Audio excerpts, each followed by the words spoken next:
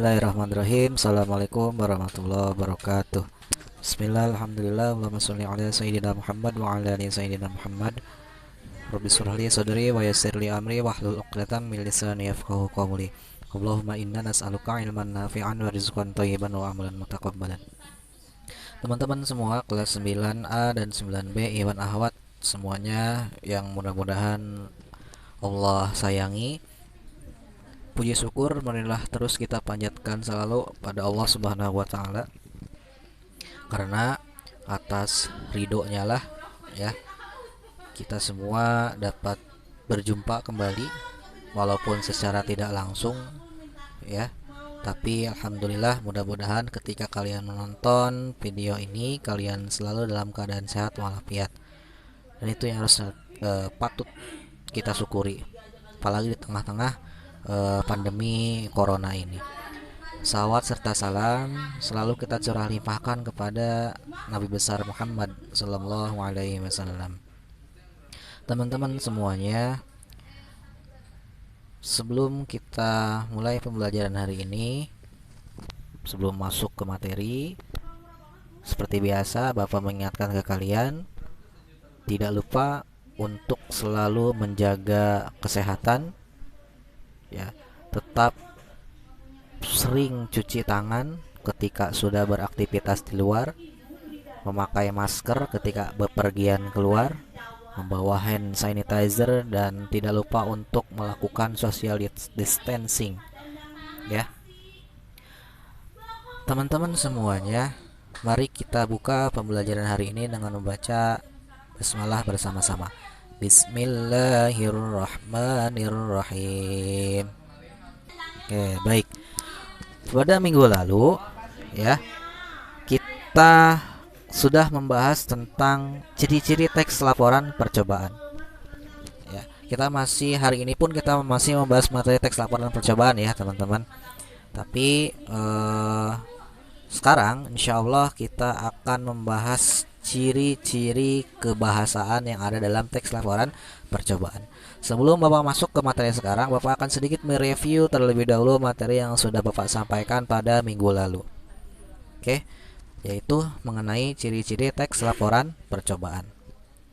Nah, pada minggu lalu, ciri-ciri teks laporan percobaan, Bapak sudah menjelaskan itu ada tiga ciri-ciri. Yang pertama, ciri-ciri yang pertama dari teks laporan percobaan adalah objektif. Artinya, apa yang disampaikan dalam teks laporan percobaan harus sesuai dengan keadaan yang ada. Sekali lagi, objektif di sini artinya adalah apa yang disampaikan dalam teks laporan percobaan itu harus sesuai dengan keadaan yang ada. Ya, contoh, dalam kehidupan sehari-hari, teman-teman semua pasti mempunyai dugaan-dugaan tertentu mengenai sebuah benda. Benda tersebut aman atau tidak ya, dan sebagainya kan. Nah, dugaan tersebut bahasa ilmiahnya adalah hipotesis. Ya, dugaan sementara. Nah, ketika teman-teman menduga bahwa misalkan ini ya, contoh dalam kehidupan sehari-hari ya. Contoh, ketika teman-teman akan membeli bakso ya misalkan. Dan di situ ada saus kemasan, saus plastik. Dan di dalam benak teman-teman ya sudah tertanam bahwa semua saus yang ada di dalam kemasan plastik ya itu mengandung. Jadi di dalam benak teman-teman berpikir bahwa saus yang ada, saus bantal ya, kemasan yang gede itu, berpikir teman-teman, dalam pikiran teman-teman itu saus yang mengandung bahan kimia misalkan. Ya. Tapi teman-teman belum 100% percaya.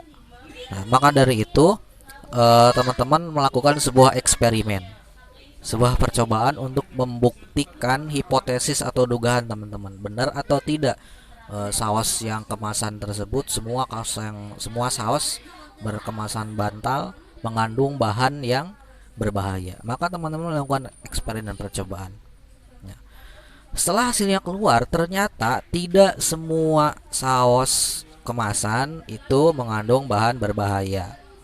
banyak juga yang aman misalkan. Nah, mau tidak mau walaupun hasilnya tidak sesuai dengan dugaan kita, maka itu harus disampaikan sesuai keadaan yang ada, objektif. Itu arti objektif itu. Oke, jadi tidak ada yang ditutup-tutupi antara kita. Iya, itu ya.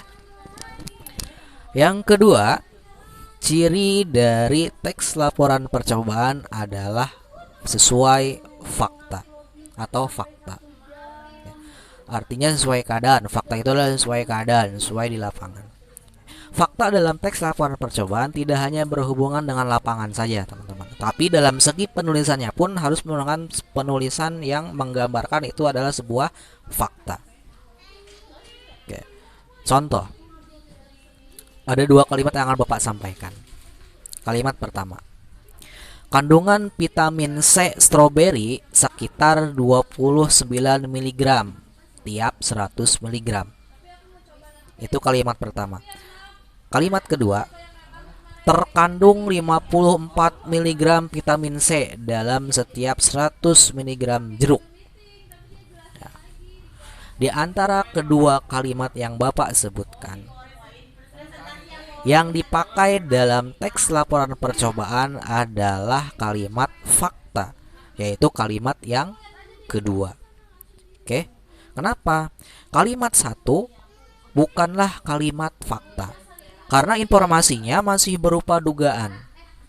Kenapa bisa berupa dugaan? Itu ada kata sekitar. Kata sekitar itu berarti masih dugaan. Ya, masih belum pasti. Masih bisa lebih, masih bisa kurang. Makanya itu bukan fakta. Berbeda dengan kalimat yang kedua, teman-teman. Kalimat yang kedua itu sudah pasti bisa dibuktikan. Oke. Bukan berupa dugaan lagi. Oke, itu sudah meyakinkan sekali kata-kata kalimat yang kedua. Nah, dalam teks laporan percobaan kalimat kedua yang dipakai. Ya. Jadi itu. Jadi fakta di sini bukan hanya berhubungan dengan lapangan, tapi juga berhubungan dengan segi penulisan. Kalimat-kalimatnya harus berupa kalimat fakta yang menunjukkan sebuah fakta. Dan ciri ketiga dari teks laporan percobaan adalah lengkap. Artinya semua langkah, ya bahan, cara dan sebagainya itu ditulis secara lengkap. Ya, pun dengan kesimpulannya, tulis secara lengkap. Tidak ada yang disembunyikan. Nah, setidaknya itu ya ketiga ciri-ciri teks laporan percobaan yang harus kalian pahami. Baik, teman-teman. Pada pertemuan sekarang kita akan membahas ciri-ciri kebahasaan yang digunakan dalam laporan teks percobaan. Salah satu ciri kebahasaan yang digunakan dalam teks laporan percobaan tadi sudah dibahas, yaitu fakta. Bahasanya menggunakan bahasa yang menunjukkan fakta. Oke. Nah, adapun ciri-ciri selanjutnya dari ciri-ciri kebahasaan teks laporan percobaan adalah yang pertama. 1. Menggunakan kaidah bahasa Indonesia yang baku. Sekali lagi, kaidah kebahasaan teks laporan percobaan yang pertama yaitu menggunakan bahasa baku. Apa itu bahasa baku? Sepertinya kalian sudah tahu ya, kalian sudah kelas 9, Bapak sudah sering menyampaikan bahasa baku itu apa. Bahkan mengulangi saja tidak apa-apa. Bahasa baku adalah penggunaan bahasa yang sesuai dengan kaidah Kamus Besar Bahasa Indonesia. Itu bahasa baku. Secara umum, masyarakat kita berkomunikasi menggunakan dua kaidah bahasa. Ya. Yang pertama bahasa non baku atau bahasa sehari-hari. Yang kedua bahasa baku. Bahasa sehari-hari ini, bahasa non baku biasanya digunakan oleh kita ketika ngobrol dengan teman, dengan saudara, curhat dan sebagainya. Akan tidak lucu sekali kalau misalkan kita ngobrol atau curhat, ngobrol santai menggunakan bahasa yang baku. Contoh ya, kita akan curhat ke teman ya.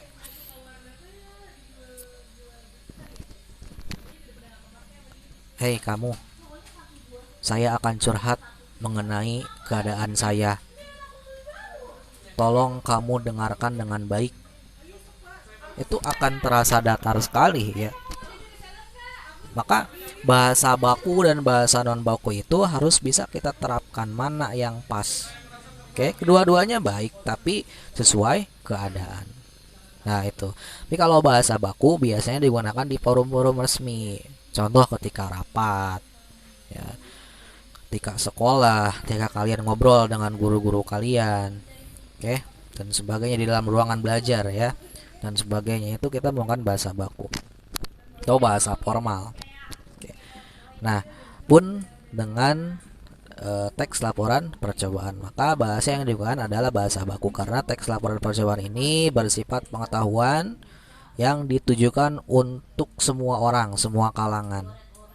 Oke, maka bahasanya pun harus sesuai dengan KBBI, Kamus Besar Bahasa Indonesia, karena yang membaca bukan hanya satu golongan tapi banyak golongan. Itu kaidah kebahasaan yang pertama, menggunakan bahasa baku. Yang kedua, dalam teks laporan percobaan itu menggunakan kalimat simpleks dan kalimat kompleks. Oke, kita bahas satu-satu. Apa itu kalimat simpleks? Kalimat simpleks adalah tipe kalimat yang hanya terdiri dari satu subjek dan satu predikat. Ya, subjek itu adalah orang yang melakukan, sedangkan predikat itu adalah pekerjaannya, oke, atau aktivitas yang dilakukan. Ya, mudahnya kalimat simpleks adalah kalimat yang hanya memberikan satu informasi. Itu kalimat simpleks. Oke, contoh supaya kalian tidak bingung. Mereka membuat roti. Itu merupakan kalimat simpleks karena satu, hanya mempunyai satu predikat, satu subjek, maaf. Subjeknya siapa? Mereka. Mereka membuat roti. Oke, membuatnya predikat dan rotinya keterangan. Oke, itu kalimat simpleks dan hanya ada satu informasi yang diberikan. Mereka membuat roti. Udah. Hanya memberitahukan informasi itu saja bahwa ada orang yang sedang membuat roti. Itu kalimat simpleks atau simple lah ya. Kalau dalam bahasa sehari-hari kalimat simple, tidak terlalu panjang. Lundi makan apel misalkan. Sudah, itu simple, kalimat simpleks. Dan itu pun digunakan dalam teks laporan percobaan. Yang kedua kalimat kompleks. Oke, kalimat yang lebih banyak berarti ya. Kalimat kompleks adalah kalimat simpleks yang bertingkat. Artinya dalam sebuah kalimat kompleks terdapat dua informasi yang disampaikan. Ya. Informasi pertama sebagai kalimat inti dan informasi kedua sebagai anak kalimat atau kalimat tambahan ya, kalimat keterangan, kalimat pelengkap lah ya. Oke, contoh kalimat kompleks. Saya tidak berangkat ke sekolah. Nah, oke, karena hujan. Saya tidak berangkat ke sekolah karena hujan. Itu kalimat kompleks karena ada dua informasi yang disampaikan dalam kalimat ini. Satu, informasi yang mengatakan bahwa ada seorang yang tidak berangkat ke sekolah. Dua, ada informasi alasannya. Ya, jadi ada dua informasi yang disampaikan. Mudahnya gitu ya. Kalimat simpleks ada kalimat yang hanya memberikan satu informasi. Kalimat kompleks ada kalimat yang memberikan dua informasi atau lebih. Oke, dan itu semuanya digunakan dalam teks laporan percobaan. Yang ketiga, ciri kebahasaan dari teks laporan percobaan yaitu menggunakan konjungsi atau kata hubung. Ya, karena, adalah, dan sebagainya. Kalian sudah belajar di kelas 8 konjungsi, nanti buka-buka lagi. Yang keempat, menggunakan istilah teknis. Oke, tata cara teknis itu ya. Itu persis seperti teks prosedur, ada teknis-teknisnya. Pun dalam teks laporan percobaan pun ada teknis-teknis. Teknis ini berkaitan dengan tata caranya nanti. Karena dalam teks laporan percobaan itu ada kegiatan-kegiatan eksperimen, maka perlu dijelaskan tata caranya seperti apa. Yang kelima, menggunakan kata bilangan atau numerial, artinya berurutan. Ada satu, langkah pertama, langkah kedua, langkah ketiga, dan seterusnya. Dan ke-6 terakhir dari ciri kebahasaan teks laporan percobaan, memperhatikan kata depan dan imbuhan awal. Ya, melakukan, membuat, mendengarkan. Itu ada menggunakan kata-kata imbuhan. Oke, memasukkan misalkan dan sebagainya. Oke. Nah, itu setidaknya ada 6 kaidah kebahasaan dalam teks laporan percobaan. Oke, teman-teman, setidaknya itu materi yang dapat Bapak sampaikan pada pertemuan kali ini. Untuk menambah kepahaman kalian, nanti silakan kalian kerjakan tugasnya di classroom. Di bagian tugas kalian buka bagian tugas, kerjakan di classroom langsung, tidak menggunakan via WA. Kalau kalian mendapatkan atau ada masalah, silakan hubungi WA di bawah ini. Kalau kelas 9 tahu semuanya ya, insya Allah. Intinya kalau ada pertanyaan mengenai materi hari ini, silakan japri saja ya. Oke, sekian apa yang dapat Bapak sampaikan. Sekali lagi tetap jaga kesehatan, jangan lupa berdoa ya, bantu orang tua kalian di rumah. Semoga semuanya selalu dalam keadaan sehat walafiat. Amin ya Allah ya rabbal alamin. Terima kasih. Assalamualaikum warahmatullahi wabarakatuh.